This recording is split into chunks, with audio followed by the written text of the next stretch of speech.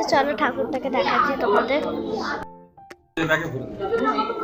ওই ব্যাগ কই?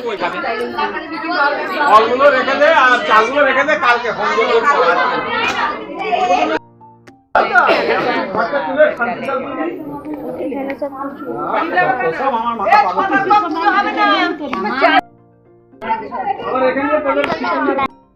তার ঠাম্মি মানে আমারই ঠাম্মি এসেছে এখানে বসে রয়েছে। হাই বলো, হাই করো, হাই করো, হাই করো।